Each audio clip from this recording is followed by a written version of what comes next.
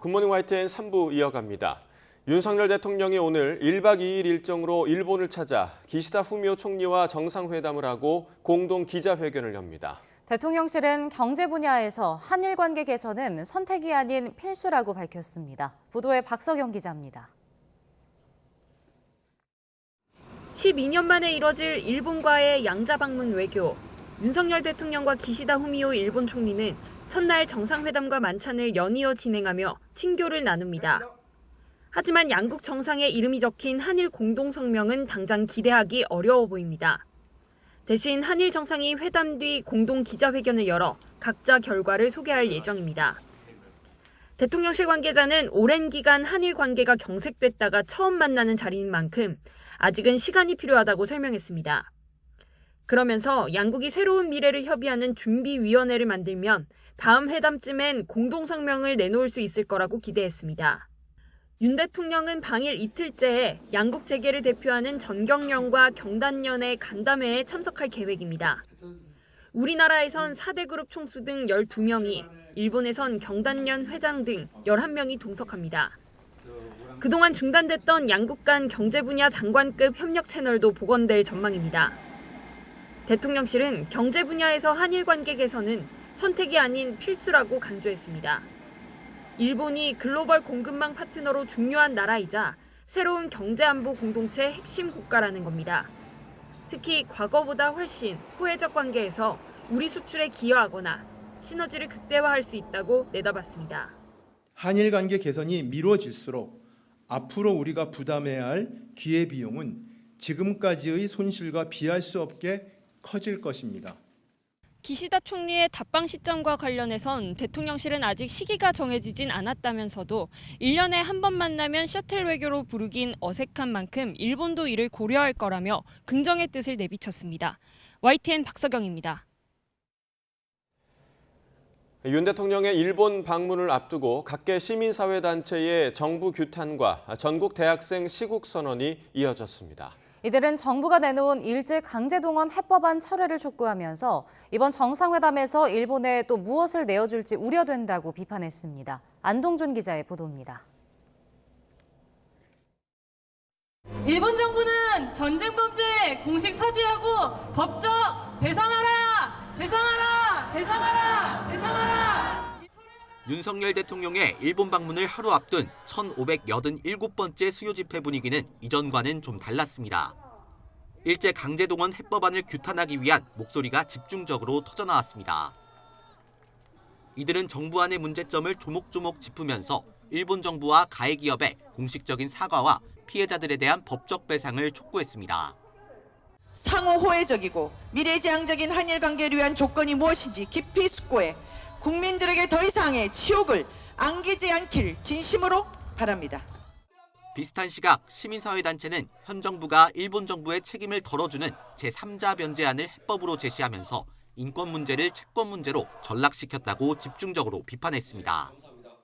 강제동원의 사실을 인정하고 이를 바탕으로 한 사죄 그리고 사죄의 정부로서의 배상을 실현하는 것이 한국과 일본이 공유해야 하는 보편적 가치라는 점을 밝히고 일본에게 사죄와 배상을 당당히 요구하라.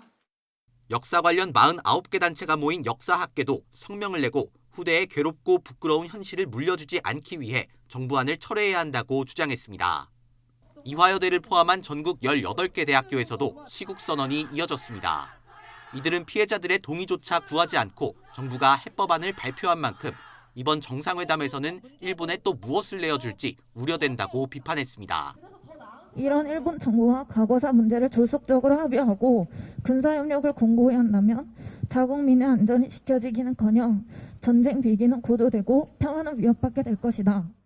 시민사회단체들은 윤 대통령 방일 기간에도 반대 행동을 이어갈 방침입니다. YTN 안동준입니다.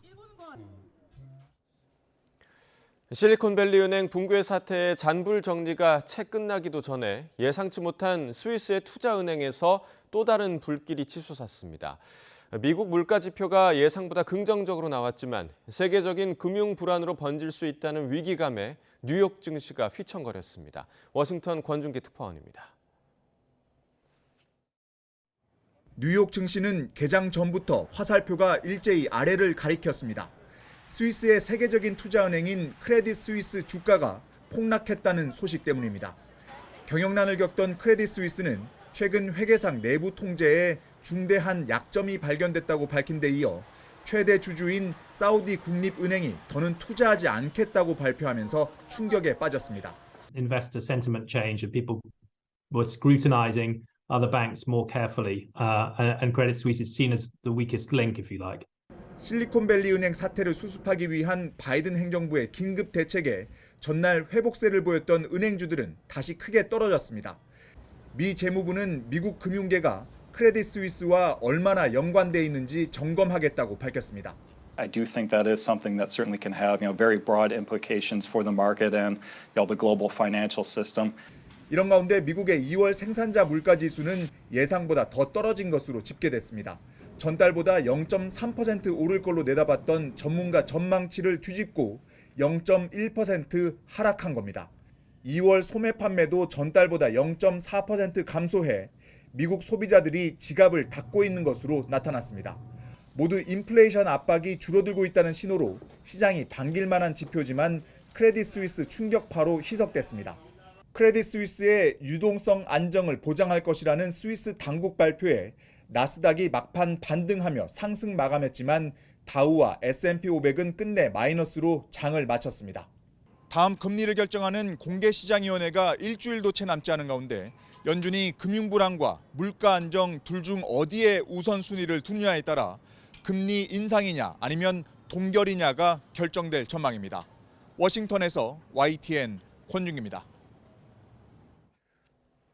실리콘밸리 뱅크는 벤처기업을 대상으로 특화된 은행으로 우리 금융당국도 주목하던 곳이었습니다. 은행권 과점을 해소할 방안으로 도입이 논의되고 있었는데 이 성공 모델의 갑작스러운 파산에 신중론이 커지고 있습니다. 김지선 기자가 보도합니다. 5대 시중은행의 과점 해소 방안을 찾으라는 윤석열 대통령의 지시 직후 꾸려진 은행권 개선 TF. 지난 3일 1차 실무작업 회의에선 세부 인가와 특화은행 도입을 논의 대상에 올렸습니다. 구체적인 사례로 고위험 벤처기업을 상대로 특화된 실리콘밸리 뱅크가 거론됐습니다. 소상공인이나 벤처기업 맞춤형 금융이 가능해 기존 은행의 공백을 해소할 수 있기 때문입니다. 앞서 특화은행이 정책과제로 추진되던 지난 2018년에도 실리콘밸리 뱅크는 단골 성공 모델로 등장하곤 했습니다. 벤처 스타트업들에게 투자를 하거나 대출을 해주면서 커가는 특화된 은행이다라고 볼 수가 있어서 우리나라도 그렇고 미국에서도 한 2, 3년 전만 해도 저 실리콘밸리 뱅크를 굉장히 추앙하고 칭송했습니다. 다만 건전성과 소비자 보호 문제가 단점으로 지적됐습니다. 특정 분야에서 문제가 발생할 경우 충격을 고스란히 받아야 해 더 높은 수준의 자본 적정성이 필요하다는 겁니다. 실제 벤처업계 자금난이 실리콘밸리 뱅크의 파산까지 이어지며 신중론이 커지는 분위기입니다. 일종의 건전성 규제나 영업행위 규제는 조금 완화해주는 것을 전제로 우리가 특화은행 모형을 검토했었기 때문에요. 자연스럽게 최근 실리콘밸리 은행 파산 사례 그리고 가파른 기준금리 인상으로 인한 그 건전성 리스크 우려가 제기되는 상황에서는 지금은 조금 신중히 접근해야 할 필요가 있을 것 같습니다. 건전성과 소비자 보호에 취약한 건 비단 소규모 특화은행만의 문제는 아닙니다. 새로 은행업을 인가하거나 저축은행을 지방은행으로, 지방은행을 시중은행으로 전환하는 방안도 결국 위험 요소가 클 수밖에 없습니다.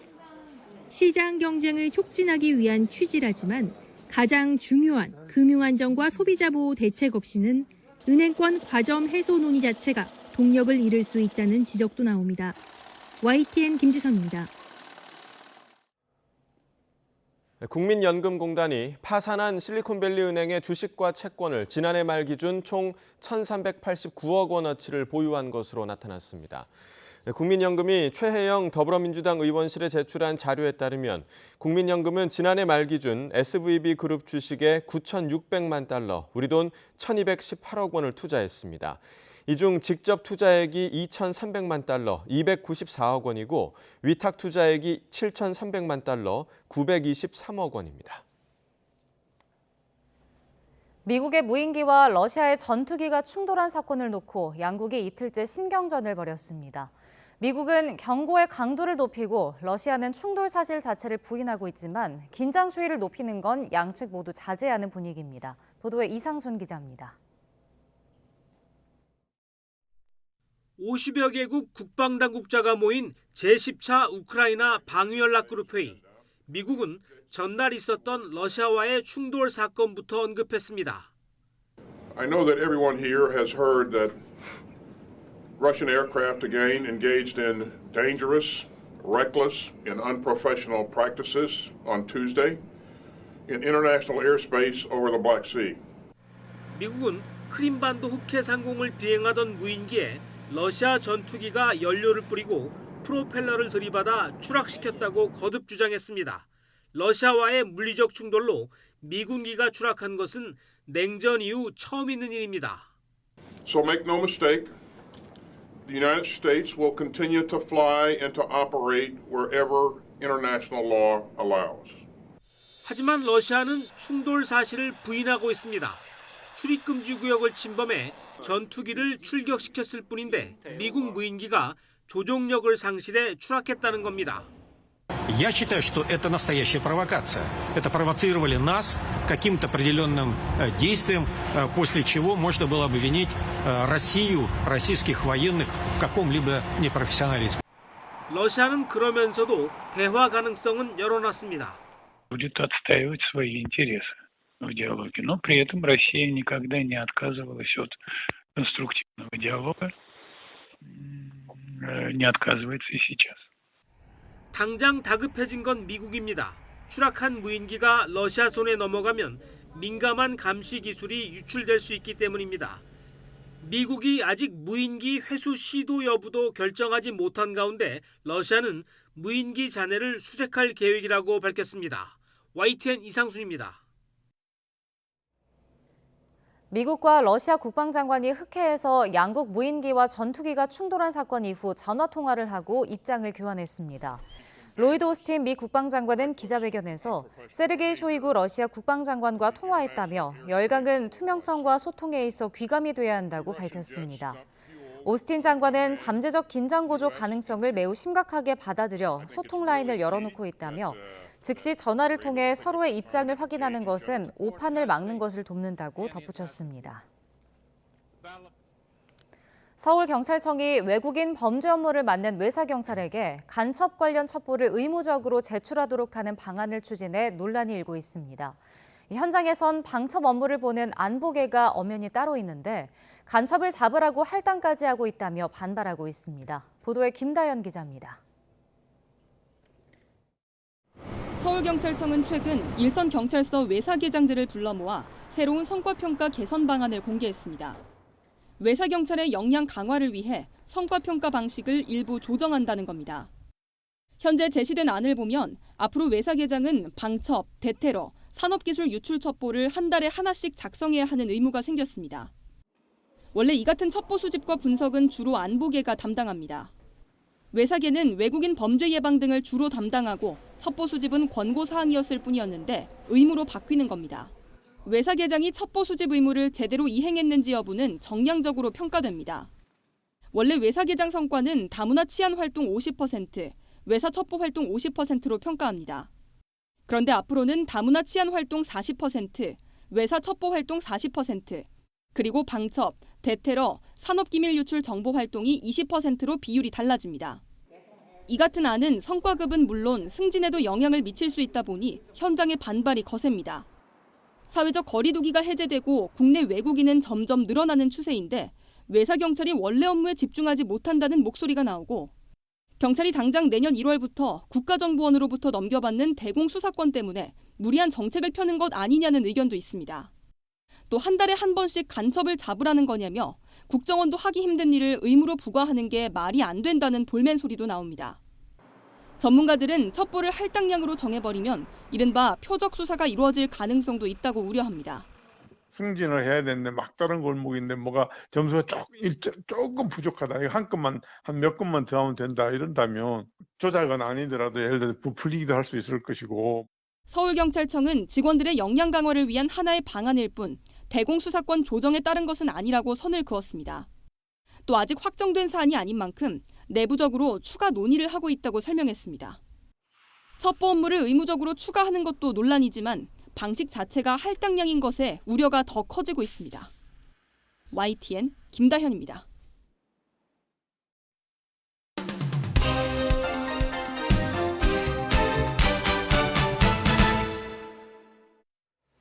네, 3월 16일 목요일입니다. 오늘 아침 신문은 어떤 소식을 다뤘는지 짚어보겠습니다. 이현우 아나운서가 정리해왔습니다. 어서 오십시오. 안녕하십니까.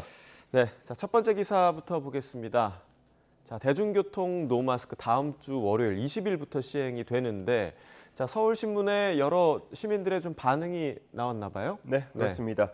방역 조치가 완화될 때마다 늘 시민들의 반응은 조금씩 달랐는데요. 네. 이번에도 마찬가지입니다.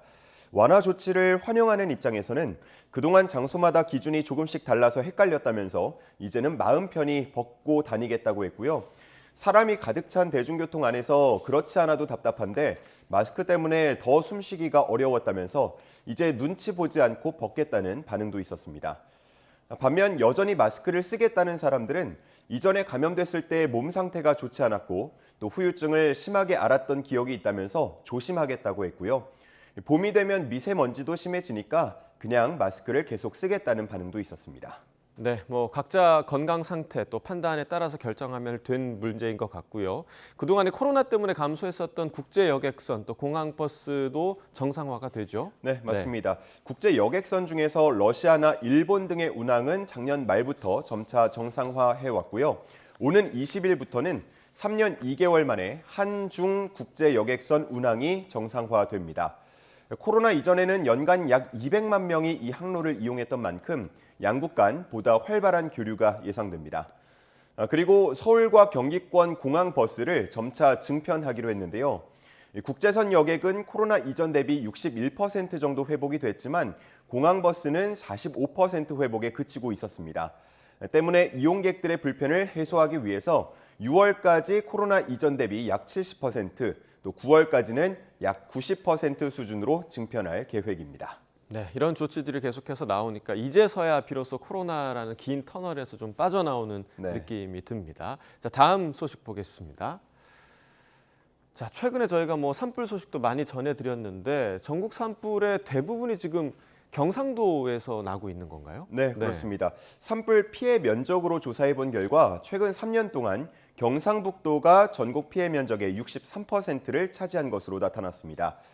주목해 볼 만한 점은 그 이전 3년, 그러니까 2017년부터 2019년까지 경북의 산불 피해 면적은 전국 피해 면적의 2에서 7% 수준이었다는 점인데요. 우리나라의 산불 지형도가 변화하고 있다고 볼 수 있는 부분이었습니다. 네.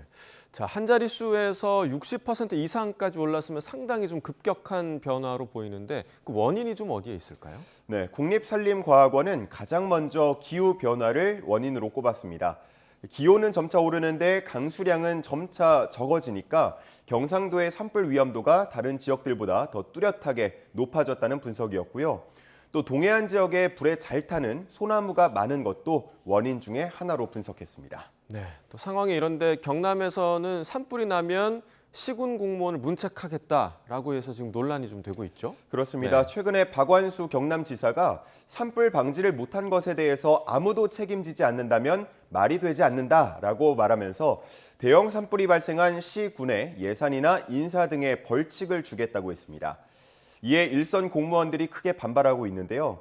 산불 관련 부서는 지금도 기피 대상인데 불이익까지 주면 기피 현상이 더 심해질 거라면서 대형 산불이 발생했다고 예를 들어 정부가 경상남도에 불이익을 주겠다고 하면 지사는 받아들일 거냐 이렇게 되물었습니다. 네, 산불 방지에 힘쓰는 게 더 우선이 돼야 하는데 지금 처벌을 하겠다라는 내용이 먼저 나오는 건 좀 앞뒤가 뒤바뀐 내용이 아닌가 생각이 듭니다. 자, 다음 기사 보겠습니다. 자, 조선일보 기사인데요. 학폭 피해자 90%가 우울 불안장애 바라는 건 공개석상에서 사과받는 것이다.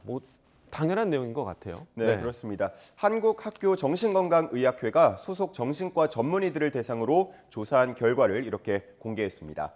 먼저 학폭 피해자에 대한 진단명에 대한 질문에 대해서는 94.1%가 우울장애를, 84.3%는 외상 후 스트레스 증후군, PTSD를, 또 72.5%는 불안장애를 답했습니다.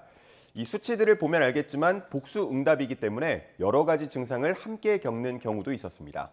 또 이 밖에도 공황, 발작, 불면증, 대인기피 등의 증상을 보였고요.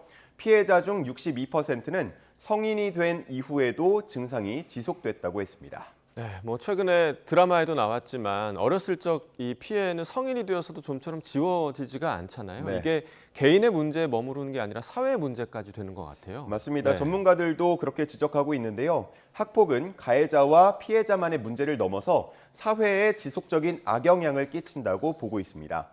그런데도 학폭 피해로 상담받는 청소년이 2년 새에 35%가 늘어날 만큼 이 학폭 문제는 좀처럼 쉽게 잡히지 않고 있는 상황입니다. 한편 피해 학생들은 학폭위가 열려도 보호받는다는 느낌이 없었다면서 서면 형식의 사과보다는 친구들 앞에서 진심으로 미안했다는 말을 듣고 싶다고 전했습니다. 네, 가해자가 잘못을 뉘우치고 진심 어린 사과를 하는 게 피해자에게는 마음의 보상이 아닐까 그런 생각이 듭니다. 자, 다음 기사 보겠습니다. 자, 어제 하루 이 SNS 글로 굉장히 좀 시끌시끌했는데 전두환 씨의 손자가 가족에 관한 내용을 올렸습니다. 근데 저도 이 사진을 보고 조금 의아하더라고요. 예. 돈이 없다고 했는데 집안에 스크린 골프장이 있는 거예요? 그러니까요. 이 사진을 잘 보면요. 한 여성이 나오는데 곧 전두환 씨 부인 이순자 씨로 추정이 됩니다. 예. 주장에 따르면 연희동 자택 내에 구비된 스크린 골프 시설이라고 했고요. 이 밖에도 어머니로부터 연희동 자택에 상상도 못할 비자금이 숨겨져 있다는 말을 들었다는 내용도 폭로를 했고요. 또 돈을 주고받을 때 연희동 자택에서 일하는 아주머니의 계좌를 이용했다고 말하기도 했습니다. 네, 자 어디까지가 진실인지 상당히 좀 관심이 모아지고 있는데 가족 측이 이 내용을 좀 반박을 했다고요? 네, 그렇습니다. 전두환 씨 차남이자 또 폭로글을 올린 전 씨의 아버지인 전재용 씨가 동아일보와 통화를 했는데요. 우선 아들이 정신질환 그리고 마약 투약 문제로 정상 생활이 불가능한 상태라고 했고요. 또 연희동 자택 내의 스크린 골프 시설은 자식들이 돈을 모아서 선물해 드린 거라고 말하기도 했습니다. 네, 그러니까 정상 생활이 불가능한 아들이 작성한 글이다. 결국 아버지는 아들의 글의 내용에 동의하지 못한다. 뭐 이런 내용이겠네요. 좀 씁쓸한 것 같습니다. 자, 마지막 소식 보겠습니다. 자, 해외 소식인데요. 홍수가 나 있습니다. 그런데 이게 더 안타까운 건 지금 튀르키예 상황이죠. 네, 그렇습니다. 이 사진에 나온 곳 튀르키예 남부 샬르 우르파 지역인데요. 대피하고 있는 이재민의 모습이 보이시죠? 이곳은 지난달 지진 피해를 입은 곳이기도 합니다. 그런데 이번에 폭우로 인해서 최소 10명 이상이 숨지고 또 수천 명의 이재민이 추가로 발생했다고 합니다. 지진으로 인해서 임시 텐트촌에서 지내던 피해자들도 또다시 피난을 떠나야 하는 상황이 됐습니다. 네, 저희가 앞서 보도에서도 전해드렸지만 이틀은 더 지금 비가 올 거다 이런 예보가 있다고 해서 좀 빨리 좀 대피를 했으면 좋겠다라는 생각이 들고요. 자, 다음은 프랑스 소식입니다. 연금 개혁안에 반대하는 시위가 이어지면서 프랑스 전역이 지금 쓰레기와의 전쟁에 돌입했다고요? 네, 그렇습니다. 주요 노동조합이 파업에 참여하고 있는데요. 이 중에는 쓰레기 처리 직원들도 포함이 됩니다. 파리에서만 최소 7,000톤 이상의 쓰레기가 수거되지 않고 있다고 하는데요. 현지 언론에서는 파리 내 쥐들을 위한 무한 리필 뷔페가 마련됐다라고 말하기도 했습니다. 이제 앞으로가 더 문제라고 할 수 있겠는데요. 노조가 최소 20일까지는 파업을 계속할 방침인 만큼 이 쓰레기 문제가 당장 해결될 것 같지는 않습니다. 이렇게 쓰레기가 쌓이면서 연금 개혁을 막기 위해서 불편을 감수해야 한다는 입장이 나오고 있고요. 그래도 도시의 안전이 우선되어야 한다라는 입장이 함께 충돌하고 있습니다. 네, 오늘 굿모닝 브리핑 여기까지 듣겠습니다. 이현웅 아나운서와 함께했습니다. 고맙습니다. 감사합니다.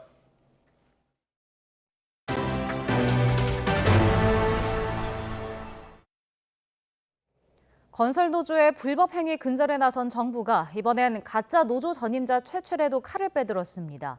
원희룡 국토부 장관은 일도 하지 않으면서 월 최대 1,700만 원을 받는 가짜 노조 전임자를 현장에서 뿌리 뽑겠다고 강조했습니다. 보도에 이동우 기자입니다. 정부 조사 결과 노조 전임자가 현장에서 일하지 않으면서도 전임비 명목으로 돈을 챙기는 관행이 여전한 것으로 나타났습니다. 노조 전임비 부당 수수는 567건으로 전체 피해 사례의 27.4%에 달하는 것으로 나타났습니다. 노조 전임비는 노동조합법상 유급 근로시간 면제 제도를 의미하는 것으로 사용자와의 협의와 교섭 등 노조 관련 업무를 수행하는 시간은 근로 제공 없이도 급여를 주는 제도입니다. 양대 노총을 포함한 대부분의 노동조합은 현장 근로자가 지급받아야 될 돈을 유급 근로시간 면제 금액을 외부 노조 간부 또는 노조에서 직접 노조 전원비로 수령하였고, 이는 부당 노동 행위 및 갈취라고 보는 것이 마땅하다고 생각합니다. 노조 전임자의 월 평균 수수액은 140만 원이고 최대 월 1,700만 원을 받은 사례도 있었습니다. 평균 2.5개 현장에서 전임비를 받았습니다. 가장 많이 받은 A씨는 4년간 20개 현장에서 1억 6,400만 원을 챙겼습니다. 국토부 관계자는 전임자는 노조가 지정하며 계좌번호와 금액만 통보해주면 건설사는 얼굴도 모른 채 돈만 입금하는 경우가 다수였다고 설명했습니다. 원희룡 국토부 장관은 현장에서 일하지도 않고 조합원의 처우 개선 활동도 하지 않는 노조원에게 회사가 임금을 부담할 이유가 없다며 가짜 전임자는 현장에서 퇴출하겠다고 강조했습니다. 노조 전임자의 유급 근로시간 면제는 조합원 수에 따라 한도를 정하도록 하고 있지만 건설 관련 노조는 조합원 수나 활동 내역을 공개하지 않는 것도 문제로 지적됐습니다. 없어진 제도의 노조 전입비는 노동조합에게는 아킬레스건이 될 것이며, 정부와 경찰의 건설노조 불법행위 근절과 처벌을 위해서는 감히 말씀컨대 스모킹건이 될 수 있다고 저는 생각합니다. 정부는 이에 따라 검찰, 경찰 등과 공조를 통해 노조 전임비 부당 사례에 대해 철저하게 조사하기로 했습니다. YTN 이동호입니다. 대통령직 속 노사정 사회적 대화기구인 경제사회노동위원회 산하위원회가 중대재해 예방을 위한 합의문을 채택했습니다.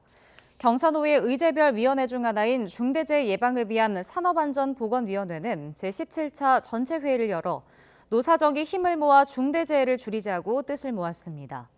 위원회는 중대재해 예방 사업의 효율성 제고와 중대재해 사고 원인 조사 강화, 안전문화 조성을 위한 노사 참여 확대 등에 합의했습니다. 올해부터 부처님 오신 날과 성탄절도 대체 공휴일 적용을 받게 됩니다. 휴일과 겹치면 하루 더 쉬는 날이 주어지는 건데요. 이로써 공휴일 중에 신정과 현충일만 대체 공휴일 대상에서 빠졌습니다. 보도에 이승배 기자입니다. 대체 공휴일을 늘려달라는 요구는 지난해 말 여당에서도 공개적으로 나왔습니다. 내수 진작, 또 국민 휴식권 확대, 종교계 요청 등을 고려해서 정부가 대체 공휴일 지정을 확대하는 것을 검토할 때가 되었다고 봅니다. 정부가 관계부처와 논의 끝에 올해부터 그 대상을 확대하기로 했습니다. 음력 4월 8일 부처님 오신 날과 12월 25일 성탄절입니다. 큰 문제가 없다면 당장 다가오는 부처님 오신 날부터 적용됩니다. 올해는 5월 27일 토요일인데 대체 공휴일이 적용되면 그 다음 월요일, 그러니까 5월 29일이 빨간 날이 됩니다. 이렇게 되면 토, 일, 월, 사흘을 쉴 수 있습니다. 올해 성탄절은 월요일이라서 대체 공휴일과 상관없지만 그래도 사흘 연휴입니다. 그동안 대체 공휴일이 적용 안 됐던 1월 1일 신정과 6월 6일 현충일도 함께 포함되지 않을까 기대도 있었는데 이번 명단에서는 빠졌습니다. 국민의 휴식권 보장이라는 장점뿐만 아니라 중소기업 부담이나 경제 상황들 이런 부분들도 좀 종합적으로 고려를 했습니다. 관계부처 간의 협의를 통해서 최종적으로 결정이 된 안입니다. 대체 공휴일은 공휴일이 토요일과 일요일 혹은 다른 공휴일과 겹쳤을 때 하루를 더 쉬게 하는 제도로 지난 2013년 처음 도입됐습니다.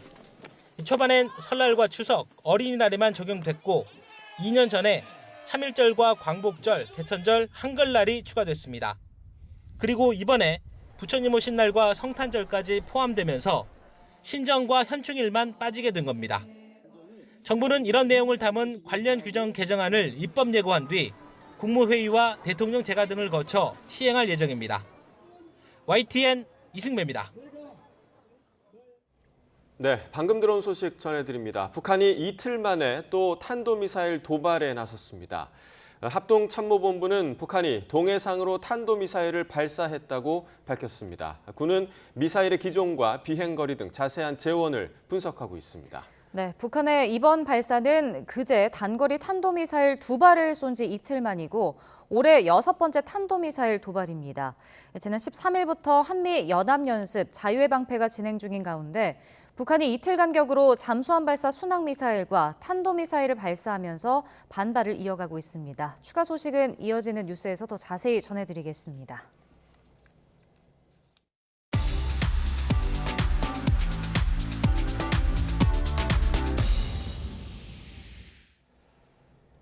네, 경제 소식을 빠르고 친절하게 전달해 드립니다. 오늘 굿모닝 경제는 한양대학교 경제금융대학 이정환 교수와 함께하겠습니다. 교수님 어서 오세요. 어서 오십시오.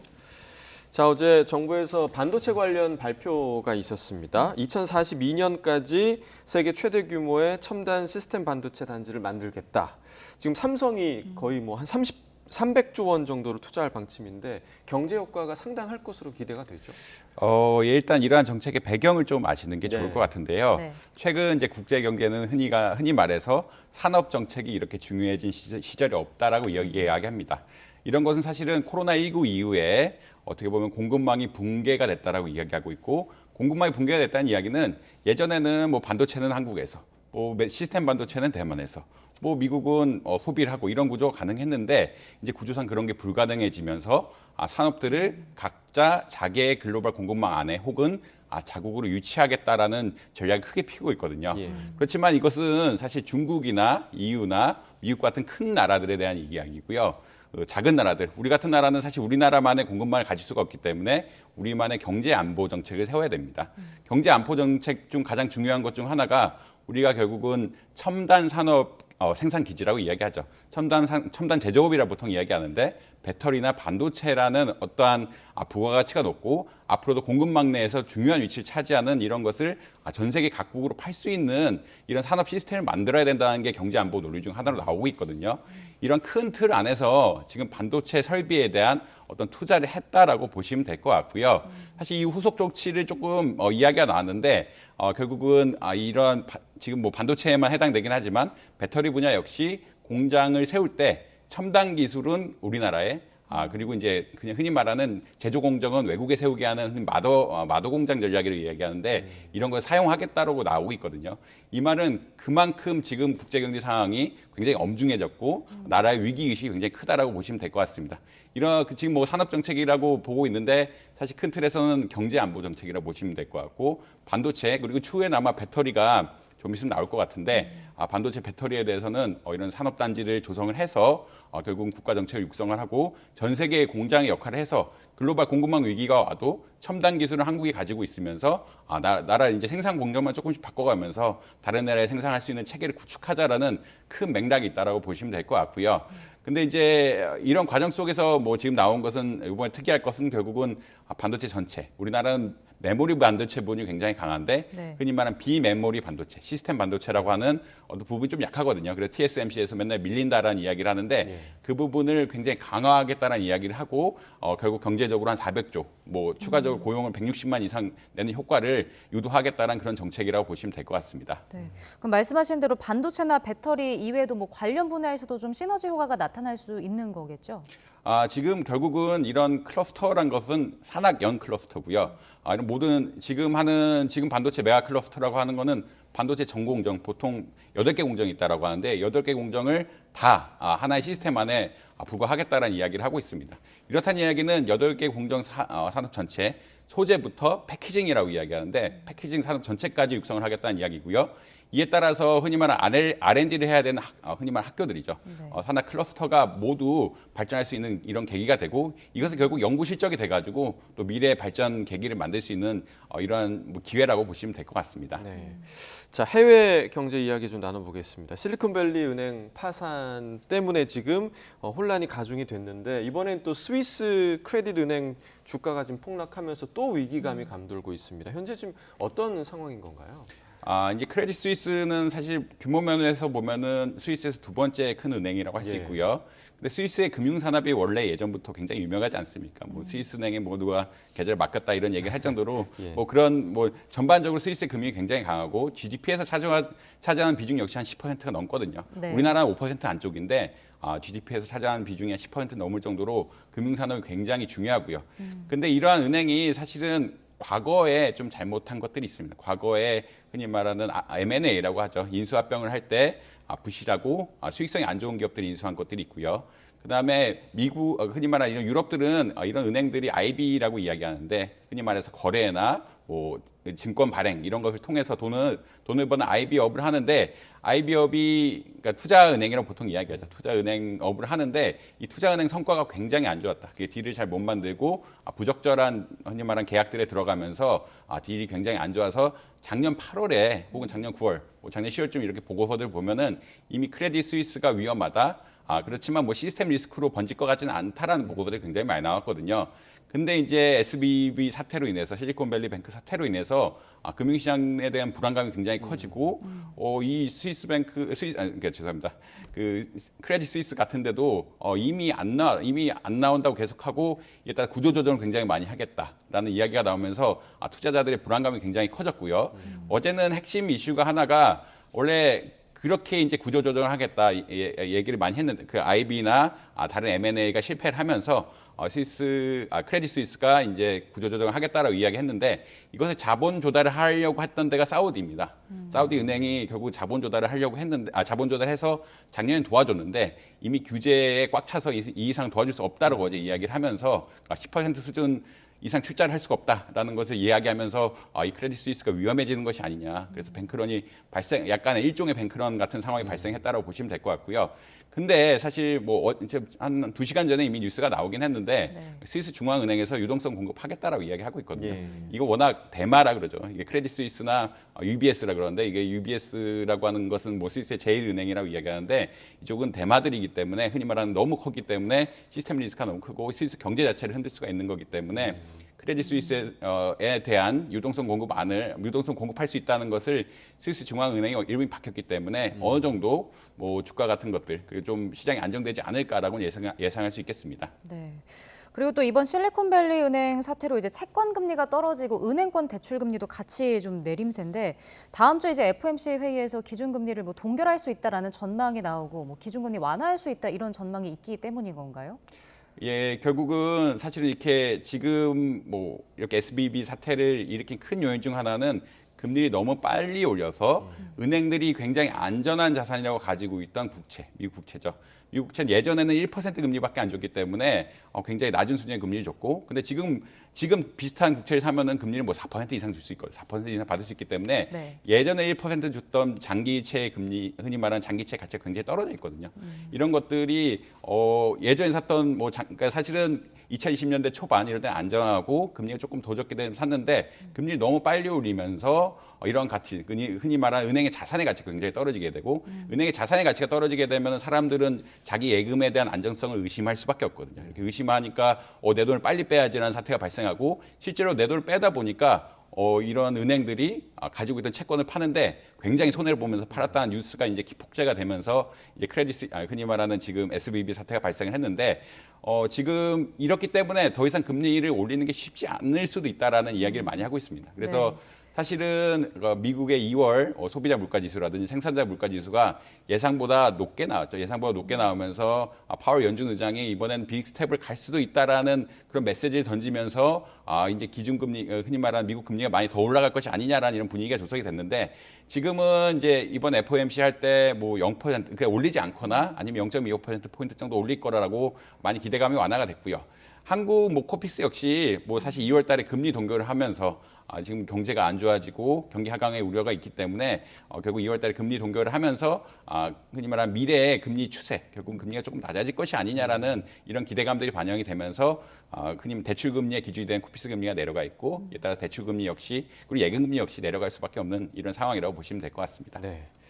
자, 우리나라 취업자 수 통계를 좀 보자면요. 2년 만에 증가폭이 가장 낮은 수준을 기록을 했습니다. 특히 60대 이상 제외하면 10만 명 이상이 감소한 것으로 지금 나타났어요. 이게 사실은 아까 말씀드린 금리 정책이 이렇게 핀 우리나라가 금리 정책을 2월 달에 동결한 이유라고도 볼 수가 있는데요. 사실 무역 적자가 굉장히 많이 누적되고 있죠. 이게 사실은 에너지 작년 9월 이때만 해도 수출은 괜찮아서 에너지 부분에 문제가 많이 생겨서 에너지가 너무 올랐기 때문에 수입 단가가 올라가고 이 수입 단가 때문에 무역 적자가 생긴다라고 이야기를 했는데 이제 올해 들어와서는 좀 기조가 바뀌어서 반도체 수출이 너무 안 되고 있다. 반도체 수출이 너무 안 돼서 수출 자체가 굉장히 줄어들고 있기 때문에 흔히 말하는 제조업 전체에 대한 어떤 위협이 되고 있는 이런 상황이거든요. 이런 것들이 사실 반영이 되면서 제조업에 대한 고용이 굉장히 많이 줄었다라고 이야기하고 있거든요. 제조업에 대한 고용이 많이 줄고 대신에 아무래도 이제 위드 코로나가 되면서 흔히 말하는 서비스업이 계속 영업이 늘어갈 수밖에 없죠. 예전에 영업이 닿았던 것들이 고용을 더 하기 때문에 서비스업 부분에 대한 고용이 지속적으로 늘어나고 있고 이런 현상들이 반영해서 이건 서비스업은 좀 늘고 제조업 부분은 굉장히 감소하는 이런 현상이 나왔다라고 일단 말씀드릴 수 있을 것 같고요. 근데 이제 경기 하강을 또 예측하는 중요한 지표가 이제 청년층 고용률, 우리 20대 취업률이라고 말할 수가 있는데 20대들이 굉장히 많이 빠졌습니다. 20대들의 고용이 안 좋다라는 이야기를 굉장히 많이 하고 있는데 신규 취업이 안 된다는 이야기거든요. 기업들이 사실 경제 운영을 하기 위해서는 어떻게 보자면 지금 같은 상황에서는 인력을 최소한으로 하고 어디 버티고 고금리 상황을 넘어가서 투자를 하고 그 이후에 이제 사실 인력을 뽑는 게 바람직하거든요. 이러한 전반적인 전략들이 나오면서 흔히 말하는 20대에 굉장히 흔히 말하는 고용의 감소가 있었고 40대는 아마 제조업 부분에서 사실 40대들이 이제 제조업 부분에 많이 취직을 해 있는데 제조업 부분에서 고용 감소가 이루어지면서 40대 분야에 물론 이게 통계적으로 100% 나온 건 아니지만 고용 감소가 좀 있지 않았을까라고 그냥 추측을 하고 있는 상황입니다. 네, 알겠습니다. 한양대학교 이정환 교수와 경제 이야기 나눠봤습니다. 고맙습니다.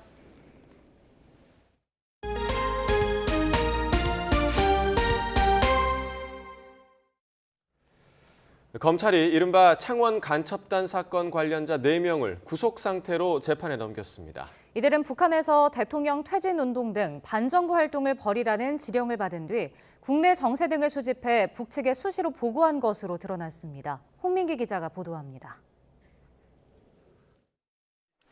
국가정보원과 경찰에서 창원 간첩단 사건을 넘겨받아 수사해온 검찰이 한 달 만에 총책 황모 씨 등 관련자 4명을 기소했습니다.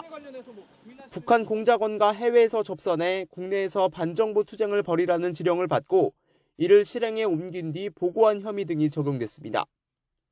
검찰은 과거 통일혁명당 사건, 왕재산 사건 등 대남 공작 활동을 주도한 북한 문화교류국이 이들에게 자금과 지령을 내려보냈다고 밝혔습니다. 지난 2021년 4월 재보궐선거 이후 보수 정권 집권을 우려한 북한은 이들에게 반보수 투쟁을 지시했습니다. 그 무렵 윤석열 대망론이 떠오르자 극우 보수단체를 사칭해 대망론은 여당이 꾸며낸 술책이라는 괴담을 퍼뜨리라며 구체적인 문구까지 내려보냈다는 게 검찰 수사 결과입니다. 지난해 6월에는 정부 노동정책에 반대하는 민주노총의 노동자 대회를 이용해 시위를 벌이라고 지시했고 실제 황 씨 등은 2달 뒤 서울 도심 집회에 참석해 한미동맹 해체 등 구호를 외쳤습니다. 재작년과 지난해 한미 정상회담 이후엔 지령에 따라 외교 참사라는 카드 뉴스를 만들어 퍼뜨리는 등 반미 활동을 벌인 것으로 조사됐습니다. 지난해 11월 윤 대통령의 지지율이 떨어지자 제2의 촛불 국민 대항쟁을 일으키라며 퇴진 요구 운동을 전개하라는 지령도 내려왔습니다. 보수 유튜브 채널이나 청와대 국민청원에 댓글을 달거나 20, 30대 노조 조합원들을 포섭하라는 타겟형 지령도 내려오는 등 대남 공작 방식도 진화했다고 검찰은 밝혔습니다. 이들은 국내에선 사기업 이사회나 재단법인으로 위장하고 북한과 연락할 때는 암호화 프로그램인 스테가노그라피를 이용하는 등 철저한 보안 속에서 활동한 것으로 드러났습니다. 검찰은 황 씨 등이 조사를 끝내 거부하면서 북한의 지령을 어떻게 이행했는지는 완전히 밝혀내지 못했지만 재판에 넘기기엔 충분할 정도로 객관적 증거를 확보했다고 설명했습니다. 검찰은 이들이 실제로 지령을 이행했는지와 함께 광첩당국에서 넘겨받은 나머지 1명에 대한 수사도 이어나갈 예정입니다. YTN 홍민기입니다. 지난 12일 밤 한국타이어 대전 공장에서 발생한 대형 화재와 관련해 회사 측이 누리집에 사과문을 게시했습니다. 한국타이어는 이수일 대표이사 명의의 사과문을 통해 이번 화재로 피해를 본 모든 분께 깊은 사죄의 말씀을 드리고 지역 주민 여러분께 심려를 끼쳐드린 점을 진심으로 사과한다고 밝혔습니다. 이어 무거운 책임을 통감하고 조속한 복구를 통한 지역사회의 회복과 안정에 모든 힘을 쏟겠다고 덧붙였습니다. 방송인 박수홍 씨가 친형의 60억대 횡령 사건 재판에 증인으로 처음 출석했습니다. 박 씨는 누구보다 믿었던 친형 부부가 자신을 인격 살인했다며 이들이 반드시 처벌을 받았으면 좋겠다고 목소리를 높였습니다. 김다현 기자가 보도합니다. 친형 부부의 60억대 횡령 사건 재판에 처음 증인으로 출석한 방송인 박수홍 씨는 작심한 듯 입을 열었습니다. 저와 같이 가까운 이에게 믿음을 주고 선의를 베풀었다가 피해자가 된 많은 분들께 희망이 될 수 있는 재판 결과 나올 수 있도록 증언 잘하고 오겠습니다. 법정에 들어오자마자 형 부부를 매섭게 노려보고 증인석에 앉은 박수홍 씨. 늘 자신에게 검소하게 살라고 강조하던 믿었던 형 부부가 자신을 기만했다며 분통을 터뜨렸습니다. 30년 넘게 일하며 번 돈을 친형 부부가 빼돌리면서 자신의 통장엔 3천만 원가량밖에 남지 않아 세입자의 전세 보증금을 돌려주기 위해 생명보험까지 해지했다고 말했습니다. 친형 부부가 대표로 있는 기획사의 법인카드 사용 기록도 재판에서 공개됐습니다. 카드는 교습소와 키즈카페를 이용하거나 상품권 등을 사는 데 쓰였는데 박수홍 씨는 그런 곳에 다닐 시간도 이유도 없다며 형 부부가 사적으로 법인카드를 사용했다는 검찰의 의심에 힘을 실었습니다. 이어 자신은 연예계에서 어느 정도 입지가 있는 만큼 다른 사람에게 상품권을 뿌리며 로비할 이유가 없다고 목소리를 높였습니다. 피고인 측 반대 신문에서도 박수홍 씨의 분노는 가라앉지 않았습니다. 친형 부부의 변호인이 박수홍 씨의 과거 사생활과 관련한 자료를 제시하자 재판과 전혀 무관한 말을 한다며 정말 비열하다고 꼬집기도 했습니다. 박 씨는 또 친형 부부가 처벌되길 원하느냐는 검사 질문에 강력히 희망한다고 답하면서 형이 자신을 인격 살인했다고 평가했습니다. 불구속 상태로 재판을 받는 박수홍 씨의 형수는 2시간가량 이어진 공판이 끝난 뒤 아무런 말을 하지 않고 법정을 떠났습니다. 사과할 생각은 없으신가요? 박수홍 씨의 친형 부부에 대한 다음 재판은 다음 달 19일 열릴 예정입니다. YTN 김다현입니다. 보육교사 한 명이 영아 둘을 1대2로 전담해 보육 품질을 높이는 서울 어린이집이 점차 늘고 있습니다. 서울시가 교사 추가 채용에 드는 비용을 지원하는 건데 아이를 믿고 맡기는 여건을 조성해 저출생 위기를 극복하기 위한 대책입니다. 보도에 차유정 기자입니다. 한 장애아 전담 어린이집입니다. 보육교사가 두 아이 옆에 바짝 붙어 놀아줍니다. 이 어린이집은 아동이 12명인데 보육교사가 6입니다. 원래는 교사가 4명이었는데 이번 달부터 교사 수를 늘렸습니다. 중증 지체장애나 뇌병변 질환을 앓는 아동이 많아 교사 한 명이 셋을 돌보기가 힘들었는데 담당 아동 수가 줄어드니 안전하게 돌볼 수 있고 양질의 교육도 가능해졌습니다. 교사의 다양한 지원이 아이들에게는 질 높은 상호작용으로 이루어지게 돼서 아이들도 굉장히 더 안정감을 갖는 것 같고요.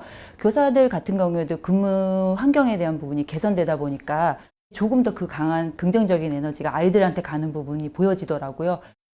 보육교사 한 명이 돌보는 아동 비율을 줄인 서울시내 어린이집이 400곳으로 확대됐습니다. 24개월 미만인 0세반은 3명에서 2명으로 3세반은 15명에서 10명 이하로 줄였습니다.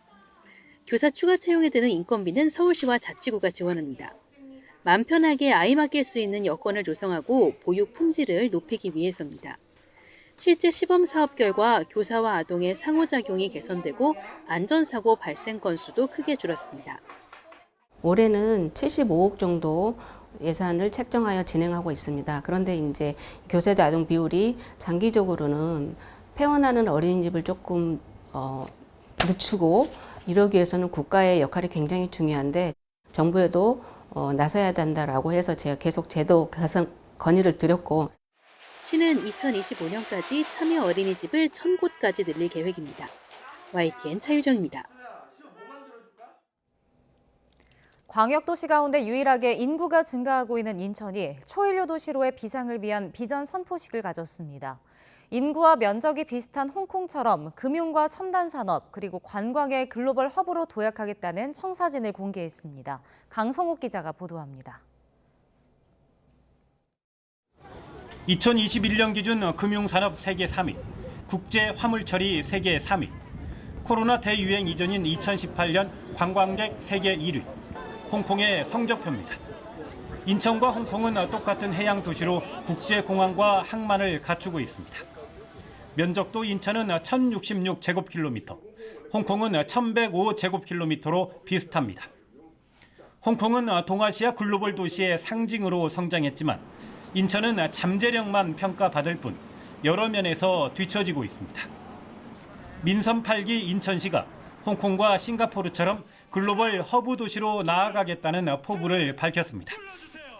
미중 패권 갈등과 세계 경제의 불록화 등 급변하는 세계 정세가 오히려 인천에는 새로운 기회가 될 수 있다고 판단하고 있습니다.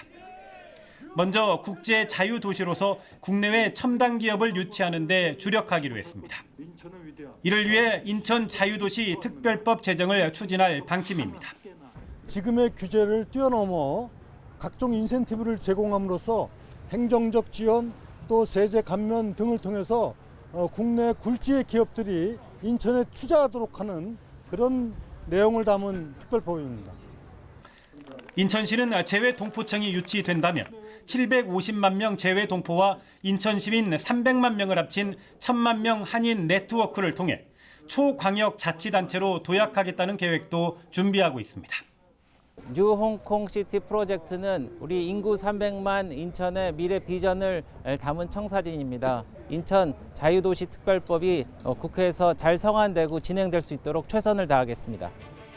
인천시는 글로벌 허브 도시에 걸맞도록 도시 경관과 교통, 교육 등 정주 여건도 획기적으로 개선하고 인천의 발전을 통해 다른 지역의 성장을 견인하는 상생도시의 모델이 되겠다고 밝혔습니다. YTN 강성욱입니다. 대구 경북의 국가 첨단 산업단지 4곳이 새로 만들어집니다. 미래자동차와 로봇, 소형 원자력 분야 등인데 지역 경제 활성화에 큰 도움이 될 것으로 보입니다. 보도에 이윤재 기자입니다. 경북 경주 월성원전 인근의 동해고속도로 동경주 나들목입니다. 주변 150만 제곱미터 땅에 소형 모듈 원자로 산업을 집중적으로 육성할 국가산업단지가 들어섭니다. 2030년까지 4천억 원의 사업비가 투입되면 차세대 원자력 산업 핵심인 소형 원자로의 중심지로 떠오를 것으로 보입니다. 경주시는 이미 200개 넘는 업체가 산단 입주에 관심을 보였다며 지역 경제 활성화를 기대했습니다. 산단이 조성 완료돼서 가동될 경우에는 생산 유발 효과가 6조 7,357억 원, 또 취업 유발 효과가 2만 3천 명 정도 이렇게. 울진 한울원전 주변에는 원전에서 남는 전기로 수소를 만들어 활용하는 산업단지가 만들어집니다. 또 국내 최초 코로나19 백신을 생산한 안동은 바이오 생명 국가산단으로 선정됐습니다.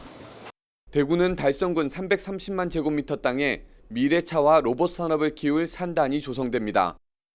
대구시는 경제 유발 효과 최대 18조 원, 직간접 일자리 6만 개가 넘게 만들어질 거로 기대하고 있습니다.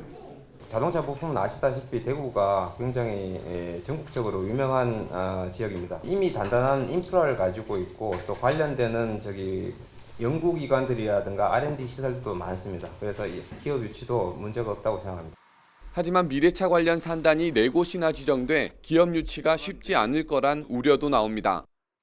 또 국가산단 후보 지역 18곳 가운데 15곳이 한꺼번에 선정되면서 경제 효과는 분산되고 집적 이익은 오히려 줄어들 거란 지적도 제기되고 있습니다. YTN 이윤재입니다. 충북의 호수 등을 새롭게 개발하는 레이크파크 르네상스 사업의 추진 전략이 공개됐습니다. 김영환 충북지사는 기자회견을 열고 레이크파크와 마운틴파크, 시티파크 등 3대 분야 전략 사업과 대청호, 충주, 괴산으로 나뉘는 3대 권역별 중점 사업을 발표했습니다. 국내 첫 공공 어린이 재활병원 개원이 또 연기됐습니다. 대전시는 병원 공사가 늦어지고 의료진 확보가 원활하지 않아 이달 중 개원 계획을 5월 말로 미룬다고 발표했습니다. 특히 의료진의 경우 필요한 의사 7명 가운데 2명만 확보한 상태로 전해졌습니다. 한절기인 요즘 기온이 널뛰기를 하고 있습니다. 비교적 온화했던 어제와 달리 오늘은 볼을 스치는 바람이 무척 차가운데요. 현재 서울 기온은 0.7도로 어제 같은 시각보다는 무려 7도나 낮은 상태고요. 찬바람 때문에 체감 온도는 영하 2도 선에 머물고 있습니다. 낮에도 찬바람이 불며 종일 쌀쌀할 것으로 보이니까요. 오늘 나오실 때는 따뜻한 옷차림으로 보온에 신경 써주셔야겠습니다. 오늘도 하늘 자체는 대체로 맑겠습니다. 다만 오전까지 충청과 전북, 경북 지방은 잔류하는 황사의 영향으로 이 미세먼지 농도가 높게 나타나겠고요. 오후부터는 다시 청정한 대기질을 회복하겠습니다.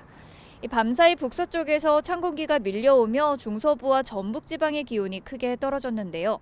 현재 서울이 0.7도, 대전이 1.1도, 전주가 2.3도 등으로 예년 기온을 밑돌고 있습니다. 한낮에도 서울이 10도, 광주와 대구 16도 등으로 어제보다 2도에서 많게는 8도나 낮아서 종일 쌀쌀하겠습니다. 내일 오전 제주도를 시작으로 밤에는 남해안에도 가끔 비가 내리겠고요. 그 밖에 내륙은 대체로 맑고 온화한 봄 날씨를 보이겠습니다. 다만 대기의 건조함은 점점 더 심해지겠습니다. 오전까지 전국적으로 바람도 다소 강하게 불 것으로 보이니까요. 산불 등 대형 화재가 발생하지 않도록 불씨 관리도 잘해주셔야겠습니다. 지금까지 YTN 신미림입니다. 네, 이상으로 목요일 굿모닝 YTN 마칩니다. 잠시 후 뉴스라이더가 방송됩니다. 시청해주신 여러분 고맙습니다.